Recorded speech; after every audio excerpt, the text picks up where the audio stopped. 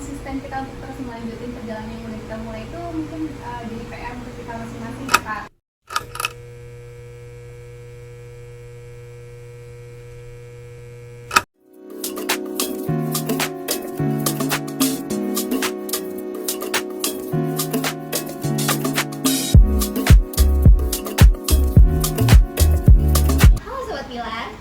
Banyak banget nih mahasiswa yang bercita-cita mau membawa perubahan atau menjadi berdampak, tapi sering bingung gitu.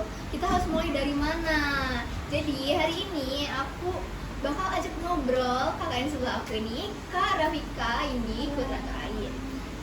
Dan sebelumnya perkenalkan, aku Harja Raihan di sini sebagai moderator. Nah, jadi di sebelah aku ini udah ada Kak Indi. Beliau merupakan mahasiswa jurusan Bisnis Digital angkatan 2023. Nah, jadi Kak Indi ini nih, dia aktif banget di ikut perlombaan dan juga ikut publikasi jurnal ya Kak, kalau nggak salah. Alhamdulillah. Ya. Dan saat ini Kakak menjadi awardee beasiswa karya Salemba 4 ya Kak. Oke. Kayaknya udah pada gak sabar nih mau tahu gimana sih Kak cerita perjalanan Kakak untuk dapetin beasiswa KSE ini Kak.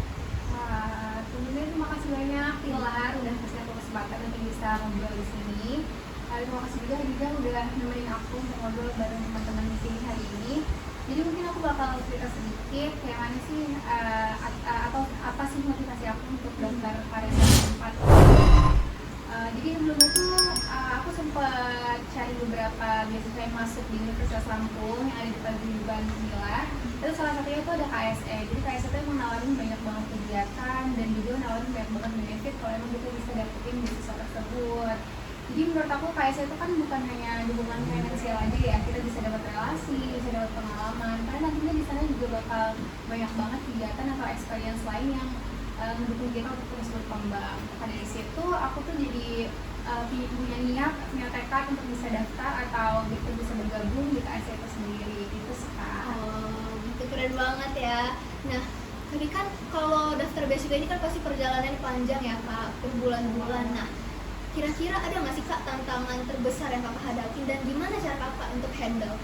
Kalau untuk tantangan itu sendiri, kebetulan kan di yang aku daftar ini di beasiswa KSE itu punya banyak proses ya. Kalau nggak salah itu makan waktu dari bulan April sampai bulan Agustus kemarin.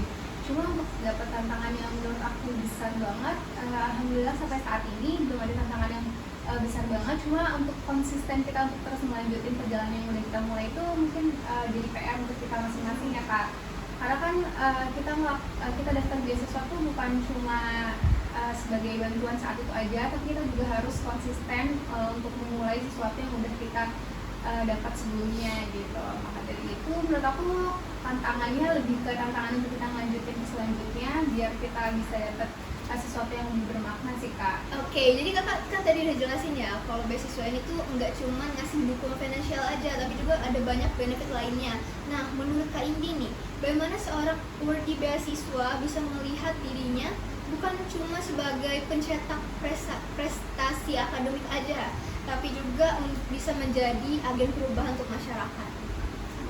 Harapannya pasti seperti itu ya Kak, kita bakal menciptakan sesuatu yang berdampak buat masyarakat, buat sekitar, buat diri kita sendiri.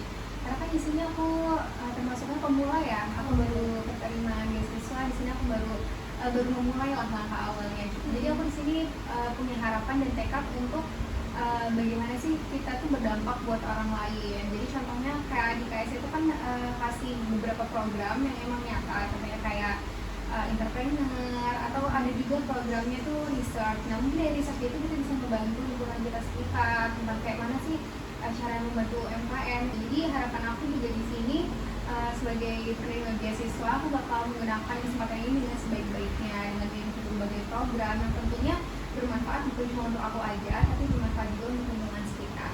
Karena dari beasiswa yang aku ikutin saat ini, kan kebetulan ada program-program yang emang melatih perkembangan diri dan juga bermanfaatan sosial. Jadi aku merasa kalau aku udah dapet amanah ini, aku harus jalani dengan sebaik-baiknya untuk bermanfaat buat sekitar aku.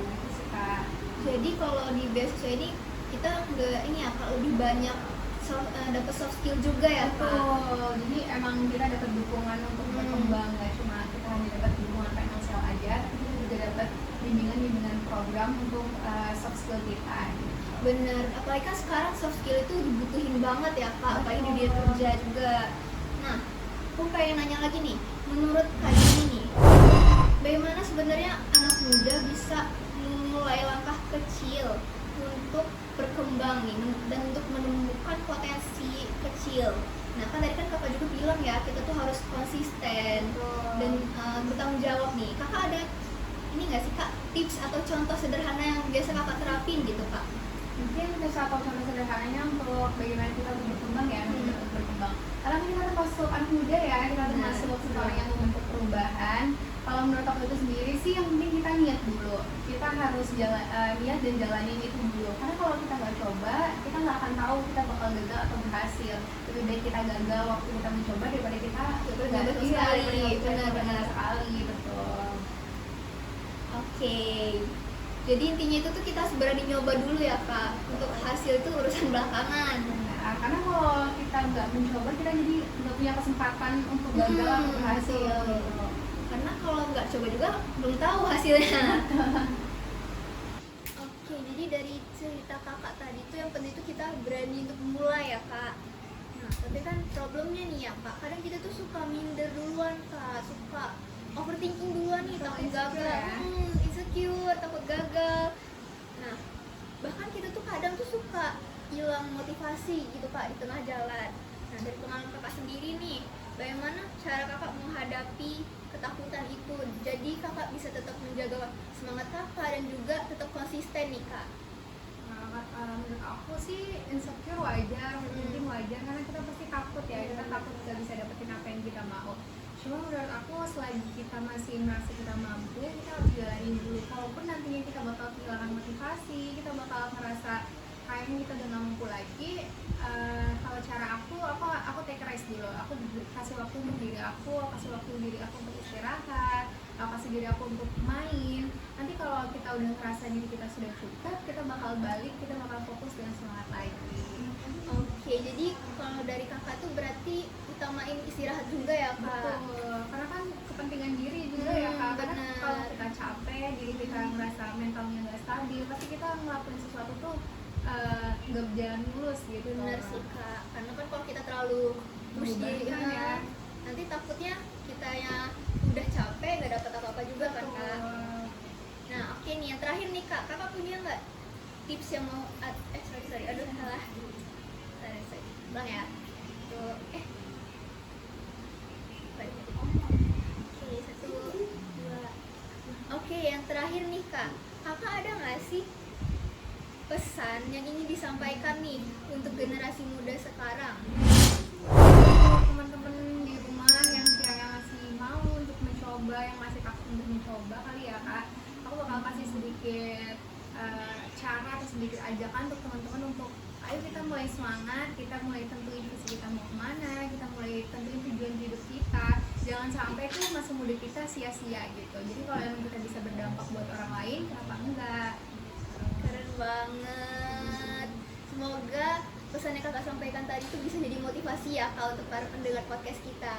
Amin. Semoga juga bermanfaat untuk diri aku, Amin. untuk Kak Hadijah, untuk semua teman-teman yang nonton di sini. Bener banget. Oke, mungkin pesan dari kak ini tadi bisa jadi penutup juga ya kak untuk acara podcast hari ini. Dan yang bisa kita simpulkan dari kak Indi, kita tuh harus terus berani mencoba suatu hal yang baru, jangan takut gagal, dan juga tetap respect ya kak sama diri sendiri. Oke, apakah kakak masih ada tambahan lagi kak? Mungkin cukup untuk teman-teman. Ayo kita semangat, kita mungkin tujuan hidup kita, semoga kita sama-sama bisa dapetin apa yang kita mau. Oke, jadi motivasi dari Kak Indi tadi sekaligus menjadi penutup untuk acara podcast kita pada hari ini. Semoga apa yang udah disampaikan oleh pemateri kita yang hebat ini bisa menjadi manfaat dan juga ilmu yang baru ya untuk para pendengar kita semua. Oke, thank you semuanya. See you Sobat Pilar. Had a temper